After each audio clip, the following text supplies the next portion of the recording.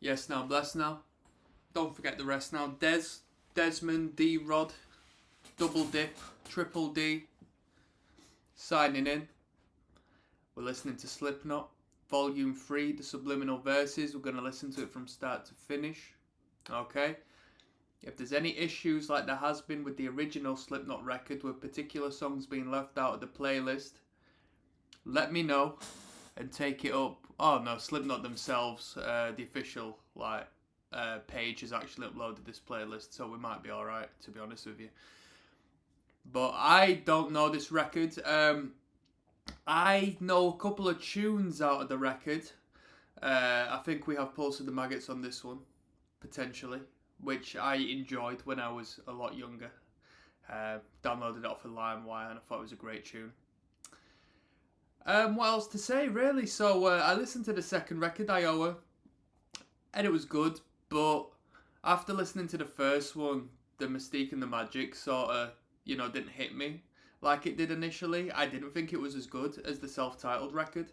So I've taken a little bit of time off of Slipknot, so that now my return should hopefully be a little more fresh, and I can enjoy this experience a little more than I did the second record. And I'm interested to see where they went with this, so I'm going to stop wasting your time. I'm going to get straight into it, people. We're going to start with Prelude 3.0, which is 3 minutes 57 seconds long, so potentially it might be a little more than an intro. We might actually have some music going on here. If you want to access all of my full album listens and reactions, including, afterthoughts and ratings of the records and so forth, which I don't do on YouTube, you can feel free to check out what I got going on in the description of this video, as I do have a Patreon where I can offer you above and beyond what you receive on YouTube. And without further ado, this one is Prelude 3.0. One love.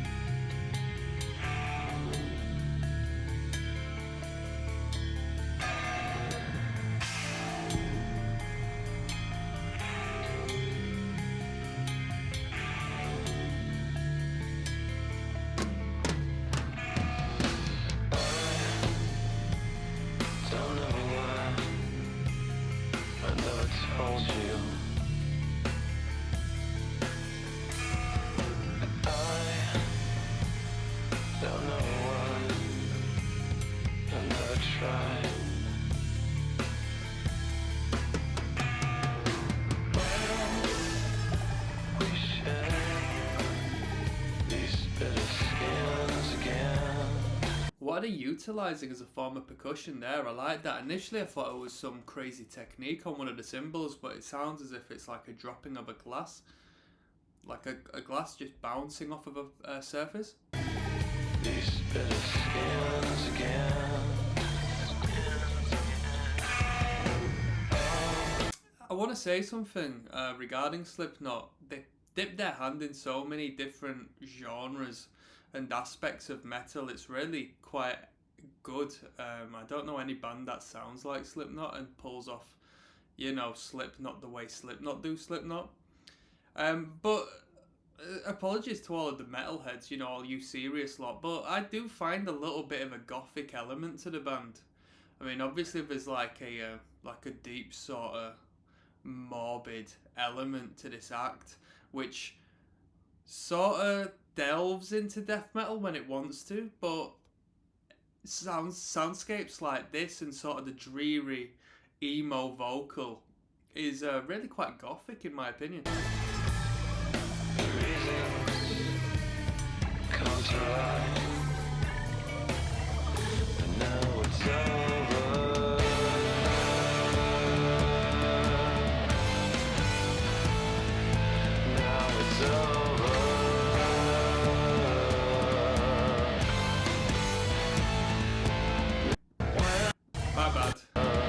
Like southern rock energy, with this riff and this vocal line. Definitely not jumping into the intensity as fast as we did with the other two records. Now it's over.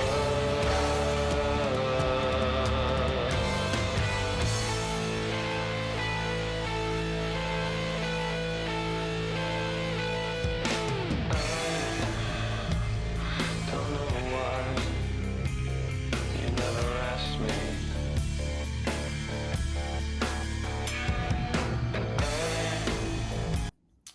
Would the next stage of, well, to be honest, Slipknot have just put out a new record from what I'm aware, but would the next stage and sort of re-amplification of Slipknot be a removal of the masks? For them to be up there on stage as human beings as opposed to these masked entities? I know this has sort of been the whole shtick of Slipknot since the start, but I don't think it would devalue the band at this point. I think it'd actually revitalize, re-energize, and recreate what we know of the band or what the fans know of the band, you know? I'm not going to speak of what we know because I know there's some serious Slipknot fans out there and I'm definitely not one of them. I do enjoy the music though, I've enjoyed what we've heard so far. But what do you think? Obviously the Masks are the band, but you know, I'm sure at this point people, well, the fans know what the artists look like behind the masks. It's no secret. And I think it'd actually be good for the band members as well. You know what I mean? To actually get out and about and not have to hide behind this outfit as such. Don't know why. But I guess it removes the theatrics to some extent. You never cared. When we hide these little sins again.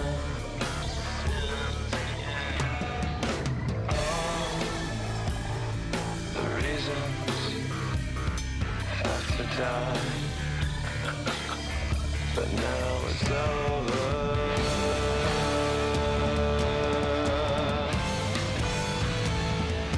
Now it's over.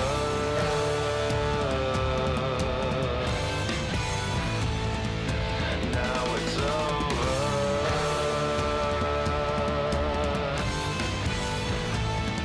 And now it's over.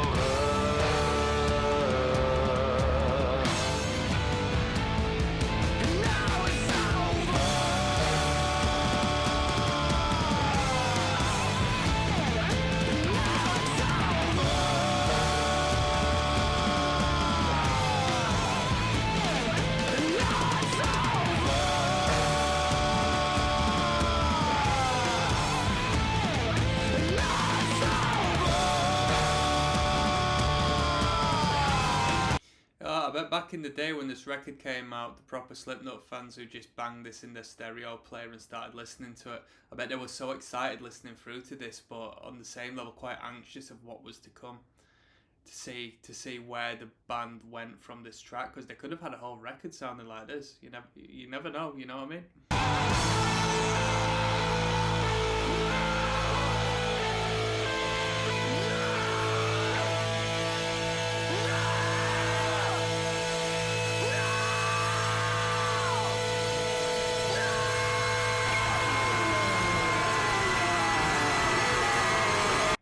And now we bleed it in, right? We bleed it into The Blister Exists. Obviously on the record that's meant to sort of transition a bit cleaner than what we got. So